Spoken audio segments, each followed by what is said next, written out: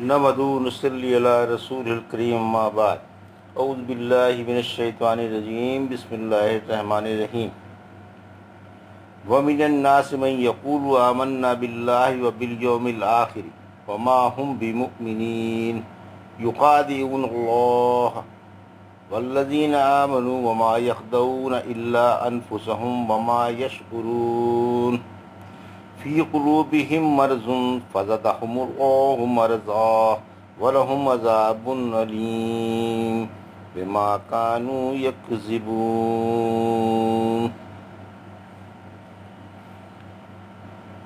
ابھی آپ نے سورہ بقرہ کی آیت 8، 9 اور 10 کی تلاوت سماعت فرمائی۔ ان کا آیت وار ترجمہ اور تفسیر آپ کے سامنے پیش ہے۔ وَمِنَ النَّاسِ مَن يَقُولُ آمَنَّا بِاللَّهِ وَبِالْيَوْمِ الْآخِرِ وَمَا هُمْ بِمُؤْمِنِينَ۔ آیت 8 ترجمہ: اور بعض ایسے بھی ہیں جو کہتے ہیں ہمارا اللہ پر اور قیامت پر ایمان ہے، حالانکہ وہ مومن نہیں ہیں۔ یخادعون اللہ والذین آمنوا وما یخدعون الا انفسهم وما یشعرون۔ یہ بظاہر اللہ کو اور مومنوں کو دھوکہ دیتے ہیں، مگر دراصل یہ اپنے آپ کو ہی دھوکہ دے رہے ہیں اور انہیں شعور بھی نہیں۔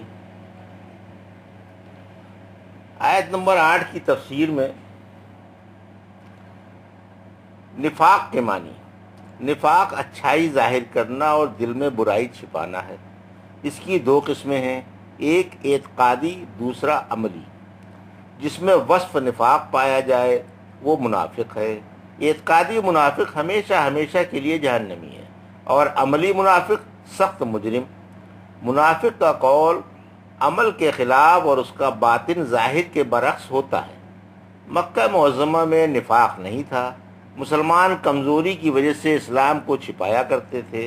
جب اللہ کے نبی صلی اللہ علیہ وسلم ہجرت کر کے مدینہ منورہ تشریف لائے اور مدینے کے دو بڑے قبیلوں اوس و خزرج نے آپ کا ساتھ دیا اور سعادت مند مسلمان بھی ہو گئے، تو یہودی اب بھی اس نعمت سے محروم رہے۔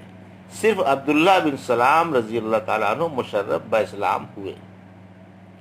منافقوں کی ابتدا: مدینے میں یہودیوں کے 3 قبیلے بنی قینقاع، بنی نذیر، بنی قریظہ آباد تھے۔ بنی قینقاع خزرج کے حلیف یعنی دوست تھے، اور بنی نذیر و بنی قریظہ اوس کے۔ جب جنگ بدر میں مسلمانوں کو شاندار کامیابی ہوئی اور اسلامی اقتدار کی اساس قائم ہوئی، تو اس وقت یہ بد باطن گروہ قائم ہوا۔ اس کا سرغنہ عبداللہ بن ابی تھا۔ یہ گوخر جی تھا، مگر اوس بھی اس کو اپنا بڑا مانتے تھے،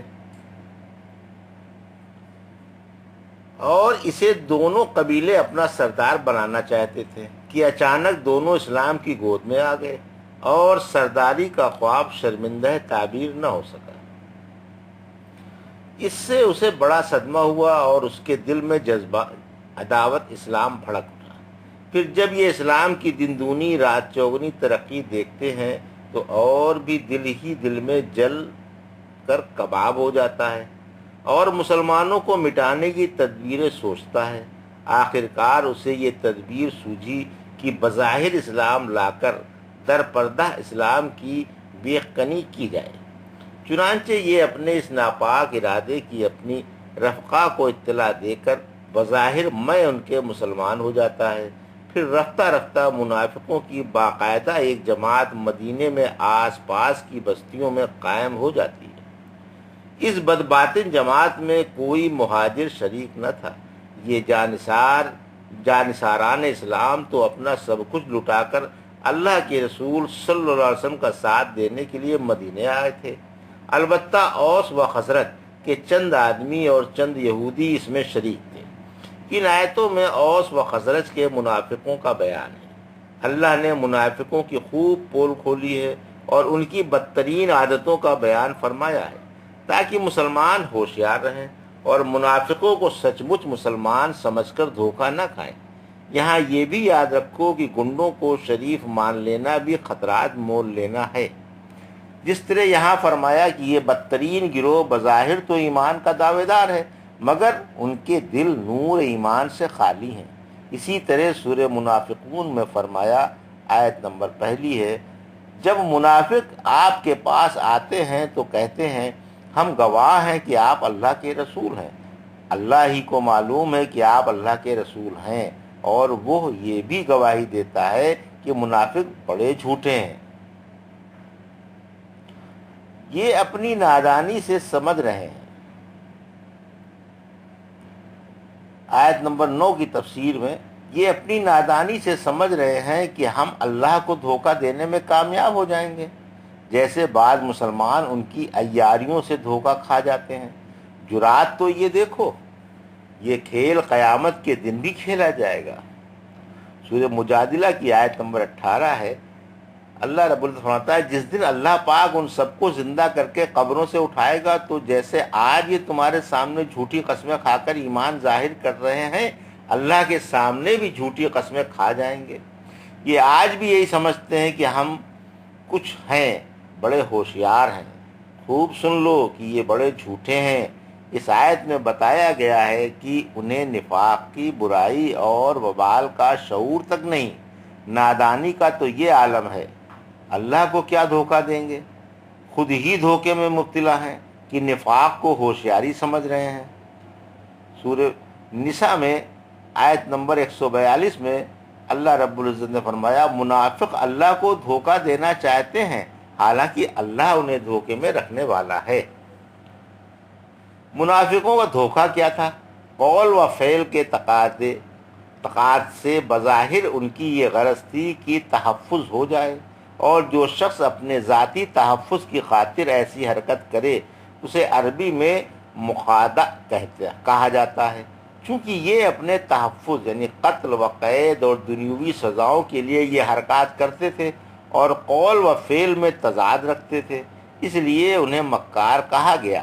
اگر ان کی ان شرمناک حرکتوں سے دنیا میں کوئی دھوکہ کھا بھی جائے تو کیا ہے، لیکن در حقیقت یہ خود دھوکے میں مبتلا ہیں، کیونکہ یہ اس سے اپنا تحفظ سمجھ رہے ہیں، حالانکہ اس طرح تحفظ ناممکن ہے، کیونکہ قہر و عذاب الہی کو للکارا جا رہا ہے جس کے برداشت کرنے کی ان میں طاقت نہیں۔ وہ اس مکر کا انجام اچھا سمجھ رہے ہیں، حالانکہ بڑا تلخ ہے۔ ان کے اندرونی کفر و شرک اور تکذیب سے اللہ پاک ناراض ہے، لیکن اس ناراضی کا انہیں احساس تک نہیں اور اندھاپے میں مگن ہے۔ بد نصیب صرف زبان سے لا الہ الا اللہ پڑھ کر تحفظ ڈھونڈ رہے ہو اور تمہارے دل اس کے نور سے خالی ہیں۔ زبان سے مسلمان ہو اور دل سے کافر، قول کچھ ہے اور عقیدہ کچھ، اور تم کشتی کی طرح ڈاماڈول ہو اور ایک عقیدے پر جمے نہیں۔ فی قلوبہم مرض فزادہم اللہ مرضا وَلَهُمْ عَذَابٌ أَلِيمٌ بِمَا كَانُوا يَكْذِبُونَ۔ آیت نمبر 10۔ ترجمہ، ان کے دلوں میں روگ ہے، پھر اللہ نے ان کا روگ بڑھا دیا اور ان کے جھوٹ بولنے کی وجہ سے انہی کے لیے دردناک عذاب ہے۔ مرض سے مراد آیت نمبر 10 کی تفسیر میں مرض سے شک و تردد، ریاکاری، نفاق اور دینی بیماری مراد ہے، یعنی وہ مرض شک میں مبتلا تھے، اللہ نے ان کے مرض میں اور اضافہ کر دیا۔ سورہ توبہ کی آیت نمبر 125 میں فرمایا قرآن کی صورت ایمان والوں کے ایمان میں اضافہ کر دیتی ہے اور وہ اس سے کھل اٹھتے ہیں، چونکہ کافروں کے دلوں میں بیماری ہوتی ہے، اس لیے یہی صورت ان کی پلیدی بڑھا دیتی ہے، ان کی شرارت اور بھی بڑھ جاتی ہے اور کفر پر ہی مر جاتے ہیں۔ یہ تھا سورہ بقرہ کی آیت 8، 9 اور 10 کا ترجمہ اور تفسیر جو ابھی آپ نے سماعت فرمائی۔ بارک اللہ لی و لکم فی القرآن، نفعنا ایاکم بآیات الذکر الحکیم۔